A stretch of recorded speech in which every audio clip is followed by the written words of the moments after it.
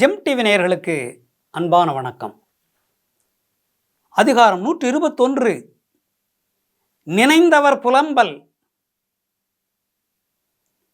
1201வது குறட்பாவை பற்றி நாம் இப்பொழுது சிந்திக்க இருக்கின்றோம். உள்ளினும் தீரா பெருமகிழ் செய்தலால் கள்ளினும் காமம் இனிது. உள்ளினும் தீரா பெருமகிழ் செய்தலால் கள்ளினும் காமம் இனிது. உள்ளினும் தீரா பெருமகிழ் செய்தலால் கள்ளினும் காமம் இனிது. அந்த காலத்திலே கள் சாப்பிடுவார்கள், கள் அருந்துவார்கள். அது அந்த கல்லை அருந்தினால் அவ்வளோ இன்பம் அடைவார்கள். ஆண்களும் பெண்களும் சாப்பிடுவார்கள் கள். அந்த காலத்திலே தென்னை மரத்திலிருந்து பனை மரத்திலிருந்து இறக்குவார்கள். உடம்புக்கு தாய்ப்பாலை போன்று சக்தி அளிக்கும். தாய்ப்பால் எப்படி குழந்தைக்கு சக்தி அளிக்கிறதோ அதே போல் இந்த கள் குடிக்கிறவர்களுக்கு சக்தி அளிக்கும், இன்பத்தை அளிக்கும், சக்தி அளிக்கும். தூய்மையான கலப்படம் இல்லாத கள், நீண்ட நாள் கள் அல்ல, புளித்து போகாத கள் அல்ல, அப்பொழுதே மரத்திலிருந்து இறக்கி அப்பொழுதே கொடுக்கின்ற கள் அது. அப்பொழுதே விற்பார்கள்.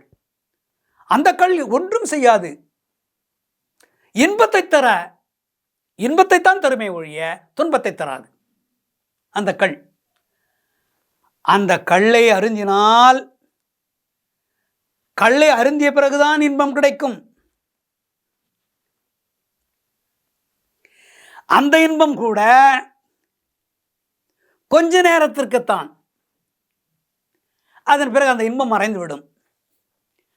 ஆனால் ஒரு இன்பம் இருக்கிறது, அது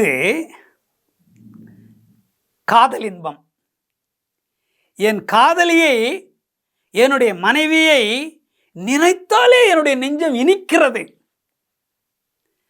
காதலியை நினைக்கின்ற பொழுதே எதிரில் இல்லை, எங்கோ இருக்கிறாள். என் தலைவி, என்னுடைய மனைவி எதிரில் இல்லை, எங்கோ இருக்கிறாள். எதிரில் இல்லை, பக்கத்து ஊரில் இருக்கிறாள், அல்லது பக்கத்து வீட்டில் இருக்கிறாள், அல்லது வயலில் இருக்கிறாள், வேலை செய்து கொண்டிருக்கிறாள், அலுவலகத்துக்கு போயிருக்கிறாள், எங்க. ஆனால் தற்பொழுது எதிரில் இல்லை. ஆனால் அவளை நினைக்கின்ற பொழுதே எனக்கு இன்பம், இன்பம் பெருகுகிறது. நினைத்தாலே இன்பம். அந்த இன்பத்தை தருவது எது? காதல் உணர்வு. காதல் எப்படி வரும்? அன்பிருந்தால் தான் வரும். ஒருவர் மீது ஒருவருக்கு அன்பு இருந்தால்தான் காதலே பிறக்கும்.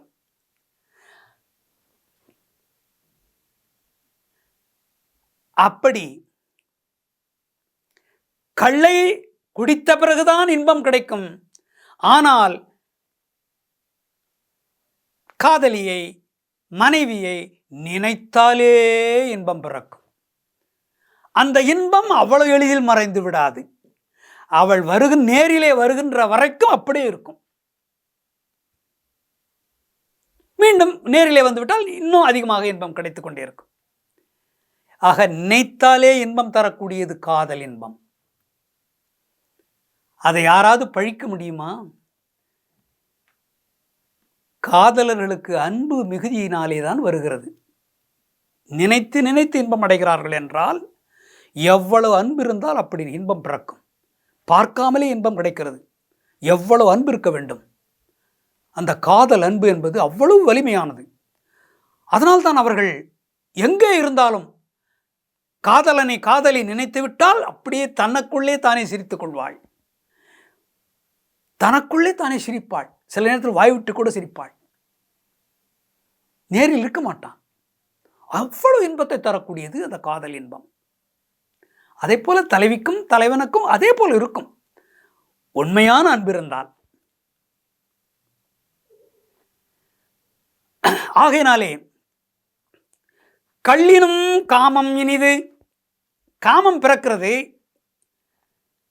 அது எப்படி வந்தது? முதலிலே அன்பு, அதன் பிறகு காதலானது, காதலான பிறகு காமம் பிறந்து விட்டது. காமம் பிறந்தவுடனே உடல் உறவு ஏற்படுகிறது. வாழ்க்கையை ஆரம்பித்து விட்டார்கள். குழந்தைகள் பிறந்து விட்டன. என்றாலும் கூட குழந்தைகள் பிறந்து விட்டாலும் கூட, எத்தனை வயது ஆனாலும் கூட இன்பத்தில் குறையக்கூடாது. காதலை வாரி வழங்கி கொண்டே இருக்கணும். காதல் இன்பத்தை எத்தனை வயது ஆனாலும் அப்படி உள்ளத்துக்குள்ளே அன்பு இருந்தால்தான் அப்படிப்பட்ட இன்பம் கிடைக்கும். எத்தனை வயதானாலும் அவர்கள் அவ்வளவு பிரியமாக இருப்பார்கள், அன்புடையவர்கள். காதலுக்கு வயதில்லை. காதலிக்கும் போது எவ்வளவு அன்பாக இருந்தார்களோ அதை போல அவர்கள் இறுதி காலம் வரையிலே ஒருவருக்கு ஒருவர் அன்பாக இருப்பார்கள். சிலர் இருவரில் ஒருவர் இறந்துவிட்டால் உடனே உயிரை விட்டவர்கள் கூட இருக்கிறார்கள் உலகத்திலே. அது எதை காட்டுகிறது?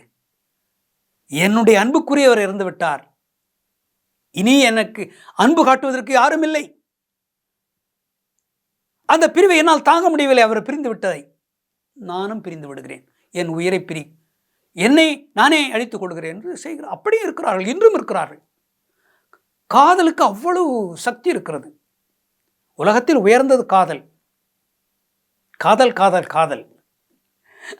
அந்த காதலிலேயே சாதல் தான். அந்த காதலுக்கு ஏதாவது மோதல் ஏற்பட்டால்,